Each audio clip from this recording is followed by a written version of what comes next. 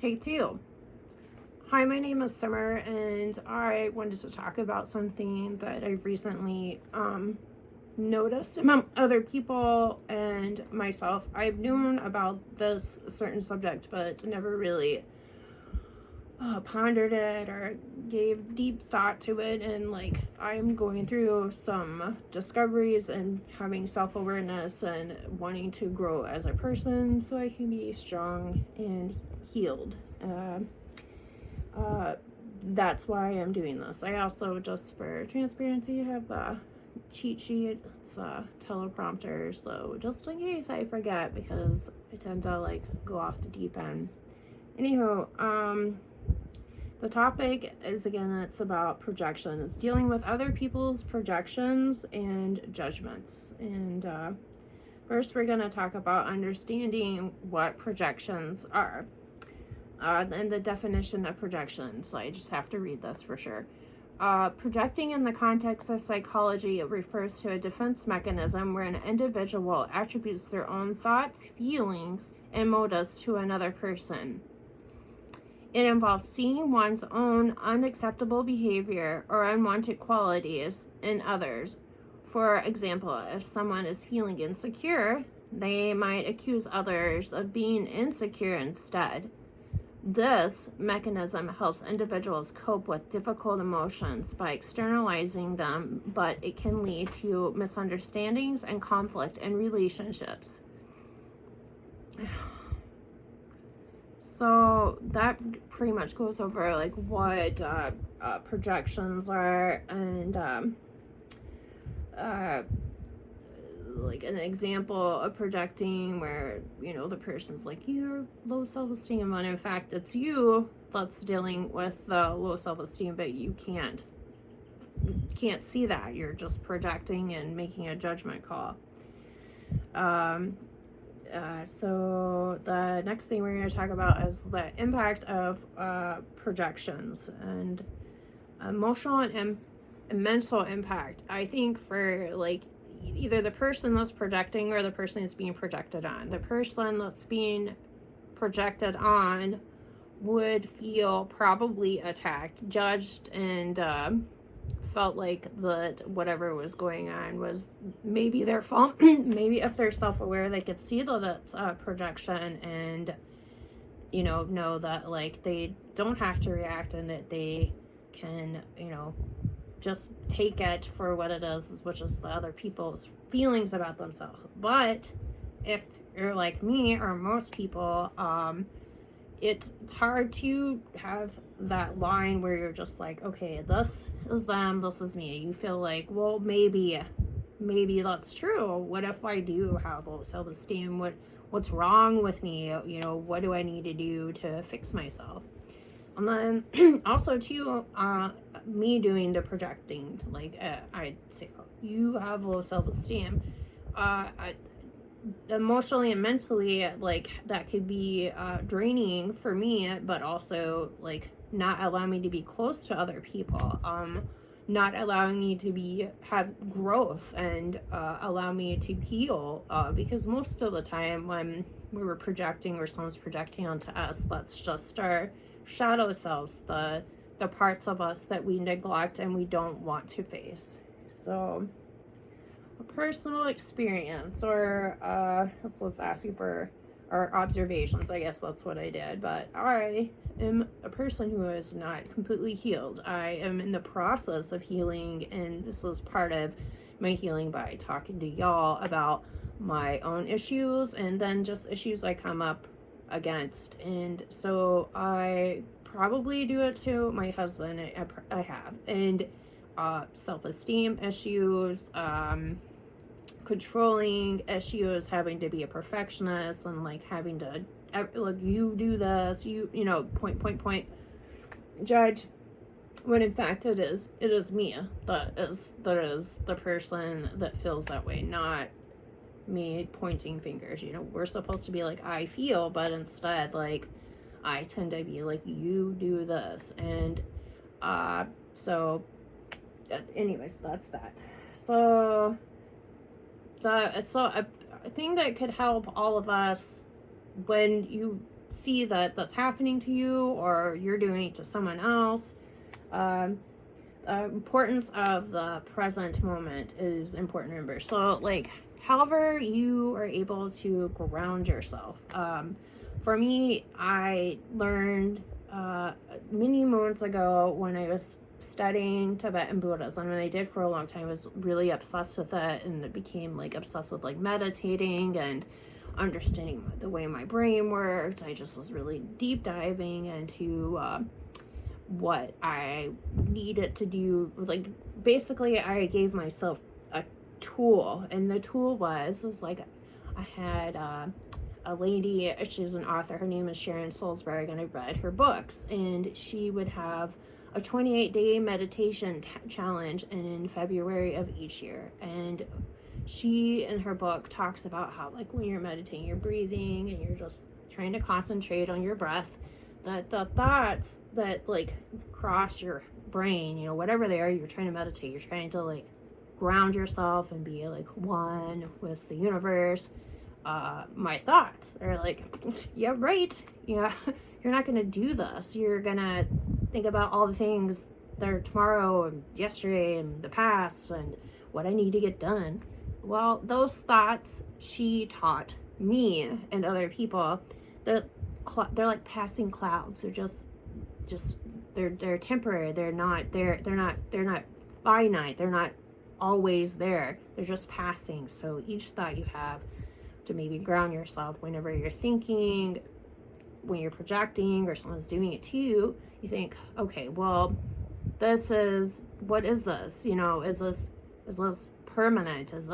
Should I worry about this? No, you shouldn't. For the most part, I say for everything, all of our thoughts are not permanent. So that's a tool that I would use to ground yourself and shift your focus to the present.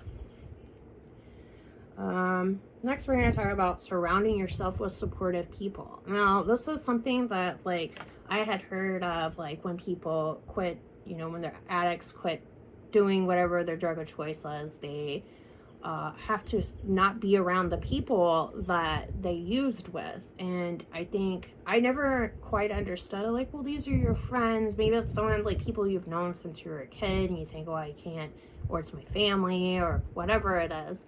You have to move the way you think, or the way you think the only way it can change is if you surround yourself with people who are like-minded. And I recently, this last year, and even the last couple of months, I've started really working on myself, and I wanted to surround myself with supportive and loving and kind people, because then that energy is just circled, you know, goes around, instead of like negative meets negative, positive meets positive, you know, you feed back and forth. And so I've opened myself up and became vulnerable, and I've come across some pretty amazing humans, and I feel like that has changed a lot of the way I feel and think.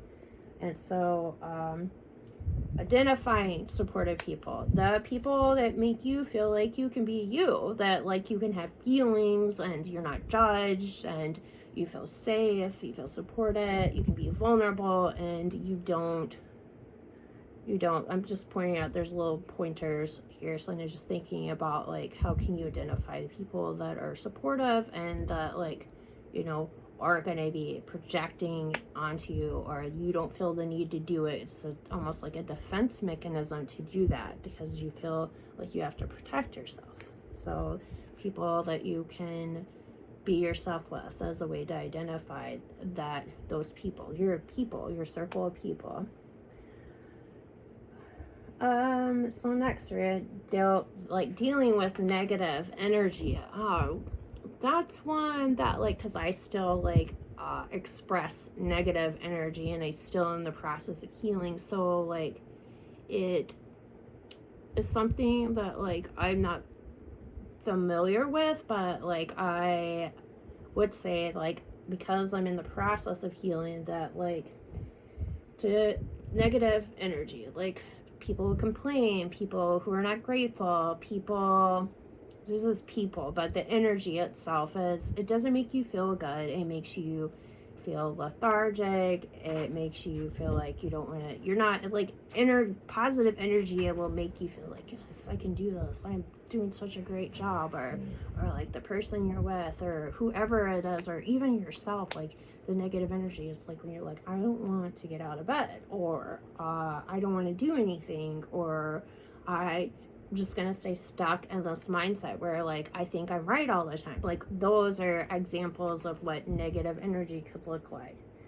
And so for me, like for the longest time I thought these are my feelings, you know, even if they're negative, if they're like anger or like whatever it was, I'm like, this is who I am. I'm not going to change for anyone. Like that did not serve me at all, because all it did was like bring in more negative energy and negative people and negative circumstances. Like you will get what you give. Like it's just the bottom line. And so neutralizing negative energy. Well, the way to do that is like, let's say someone's like blah blah blah, like you did it. You're like, well, I don't mean to make you feel that way. Or even like neutralizing negative energy within yourself. You have to really ground yourself again. Like go back to that mindfulness technique where you think those clouds are your thoughts and they're just passing by. They're not here for good. They're, you know, another day could come, another second, another minute, you know, like the time is our precious commodity. And so like to neutralize negative energy, just think about like, you know, positive, start building, like practice whenever you have a negative thought about yourself or other people, try to be compassionate towards yourself. And like, why are you feeling this way? Where does it come from? Just really kind of dig deep. Do that for other people instead of projecting. Or when someone projects on you, just kind of think about like really pull back. Even if you need to gain space, which is something that I do when I get overwhelmed or feel angry or frustrated, I ask for space. Especially with like my relationship with my husband, I have a tendency like where I feel triggered and like I'm like I need to walk away so I can think clearly. So a way to neutralize my negativity is to gain space so I can gain clarity, so like those emotions can just kind of settle down and like my mind becomes clear then. Okay. And so to handle negative comments from other people, I like have a tendency where I feel like I have to make everything very clear. Like if I get in an argument with someone, like I have to come back to it, even if like I can't in the moment with that person.